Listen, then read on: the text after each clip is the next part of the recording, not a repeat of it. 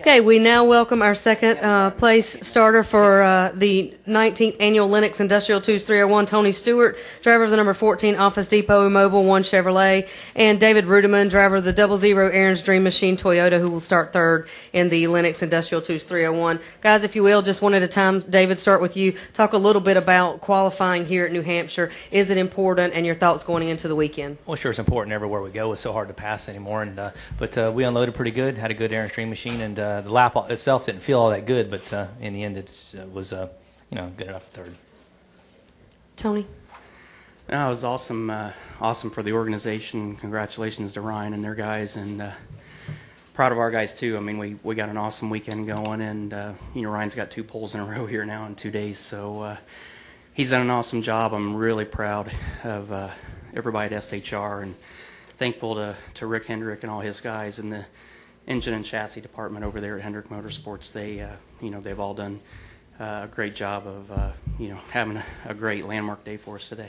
Okay, we'll open it up for questions. Please raise your hand. We'll get a wireless mic to you. Please state your name and affiliation. We'll start right over here. Adrian's got a mic for you. Rich Thompson, Boston Herald. Either guys, did you guys have any troubles on turn 2? Nope. I generally have problems in all the corners, so two wasn't any different for me than any other place. No. Okay, questions for Tony or David? Any question? Okay, Steve. Radio. Steve Richards, PR. And could you just talk about the uniqueness of this track, what it takes to go fast, and how's this different from other similar It's just tracks? got long sweeping corners. I mean, it's the corners in comparison to where we normally are. We're used to having a lot of banking everywhere. This track is pretty flat, but it's one of those tracks that you either fight entry loose, entry exit, and nice in the center, or you fight just tight in the center and good on entry and good on exit. So it's a balancing act and a juggling act, trying to get the car balanced for all 3 sections of the corner. Okay, we'll take a question here and then go to the back. To both of you, obviously starting up front is nice. How important is it, especially at a track like this? Well, it doesn't mean anything if you wreck or you have a problem. So, I mean, it's not the end of the day. I mean, you can start in the back and get there. It's just a lot harder to do it. So it makes it a lot easier when you start second and you only got to pass 1 car. So, it's good getting a pit selection. So, like David said, I mean, passing it makes it a lot easier if you can start up front and not have to fight through traffic all day, and having a good pit selection is half of that battle. Okay, we'll take our next question back here. I'm Mary Jo Buchanan, Speedway Media. David Reutimann, you're on a roll. Can you talk a little bit about to what you're contributing in all your success? Well, I mean, just certainly finally running like we're supposed to is not, I don't know if you call it a roll, but it's certainly been better than it has been. Just, it's like as Tony's saying, just because you qualify up front doesn't mean you're going to stay there, but it certainly does get your weekend off to a good start.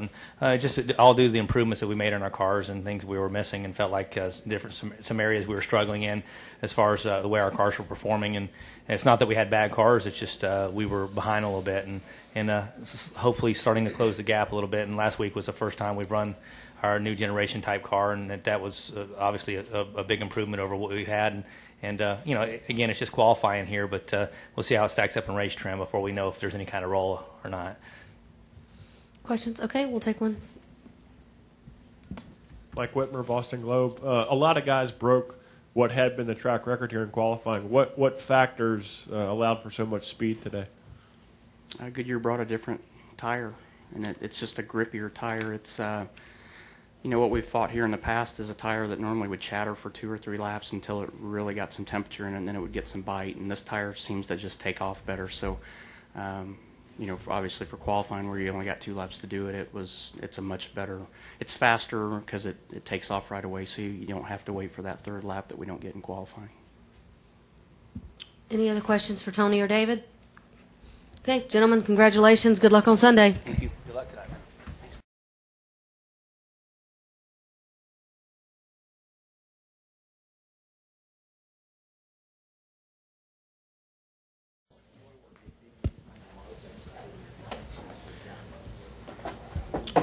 Okay, we welcome into the media center Ryan Newman, winner of the Coors Light Pole Award for the 19th Annual Lennox Industrial Tools 301 on Sunday. Ryan set a new track record, 135.232 miles per hour. This is his 47th pole in 351 NASCAR Sprint Cup Series races. He now sits alone in 10th place on the all-time pole list. This is his first pole and 7th top 10 in 2001. This is his series-leading 5th pole in 19 races at New Hampshire Motor Speedway. Ryan, just talk to us a little bit about your qualifying lap out there. I didn't know exactly what to expect. They said the track temp was up, and Reutimann went faster there and clipped off a lap that I didn't really think could be beat. But just proud of the U.S. Army team and everybody at Stewart Haas to get our first front row together, first of all. But for us to be the winning car of that and have a good start for the entire weekend. So the car felt good in practice. The lap itself was nice and smooth, and I wouldn't say it was perfect, but it was good enough, and if we can make that a little bit better for Sunday, we'll be in really good shape.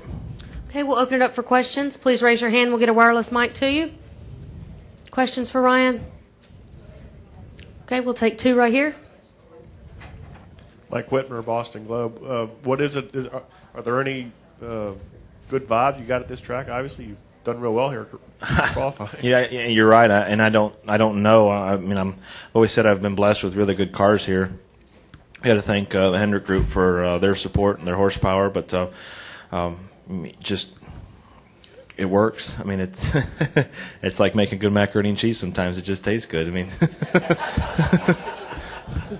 I don't know what the entire chemistry is, but I like it. Okay, next question. Do you have another question? Questions for Ryan? Raise your hand. Follow up. Do you have one? Okay. So many guys lowered what had been the track record. What were the factors that allowed for so much speed today? It's a new tire. That's one part of it. We've continuously, it seems like most racetracks, even though the tires do change, we've made the cars better. When you look at the history of all the things that we've done since the inception of this car. So, sorry, I'm a little sidetracked watching shots there. Yeah. I think it's a combination of things, but the tire is a big part of it. We come back a little bit better race cars, a little bit better, engineering, a little bit better strategies, a little bit more knowledge, more notes, where to start. The racetrack hasn't changed a whole lot, so we have better ideas of what to expect. And the tire is usually, like I've always said, the tire is the only thing touching the racetrack. So when they change it, it's a big change.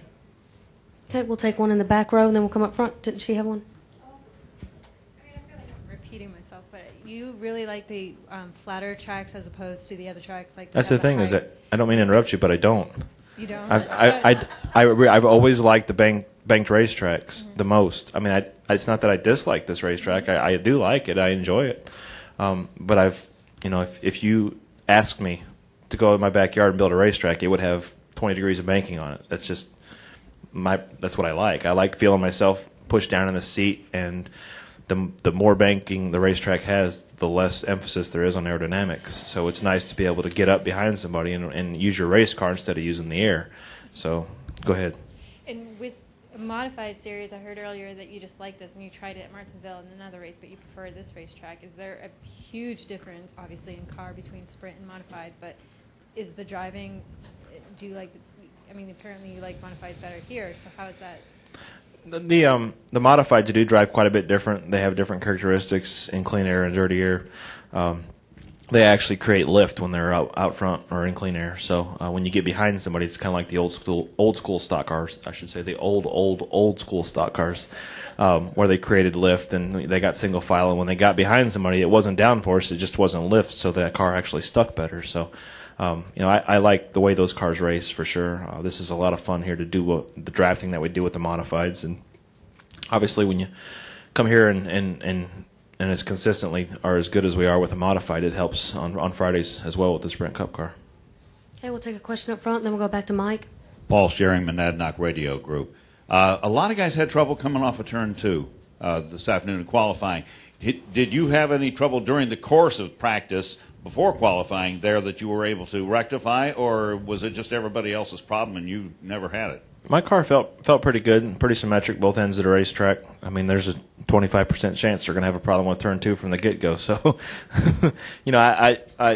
I can't really speak on their behalf, but I will say it is much harder here, as it is most short tracks, to get the power down than it is to get on the brakes. So you're going to see more problems with the exit typically than you are on the power. Than on the braking. Any other questions, Mike? Mike Mullen, MikeMullen.net. Tires, this is the Richmond Phoenix tire, I think. What about drop-off on that? Obviously, the tires are very fast. What do you expect, like, over a run? Just in what we did in race trim, they will fall off a little bit, and it's the typical fall-off that I think that we've seen. I would say, in general, from what I've seen, that Goodyear's brought just an overall better tire. I wouldn't expect any failures or any issues like that. It's hard to say on the 2-tire, 4-tire thing what's going to pay off. It all depends. Just because of the way the tires are here and the fuel window that we have, you can see guys doing 2 tires with 20, or you might see guys doing 2 tires with 60 laps on their tires. So who knows?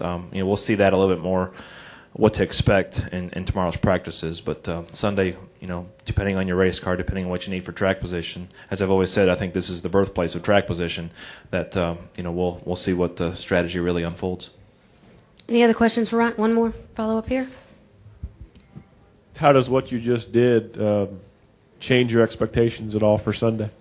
Well, I without a doubt, I have higher expectations. When you always say when you have the fastest race car, you have no excuse. It's just a matter of making the fastest race car or the best race car in the last lap, given you have the right position and the right strategy, and do the things that are needed to put yourself in that position. So, I felt really confident in practice today that we would have a shot at the pole, just on the way the car felt, and fortunately that came through, and we were able to capitalize.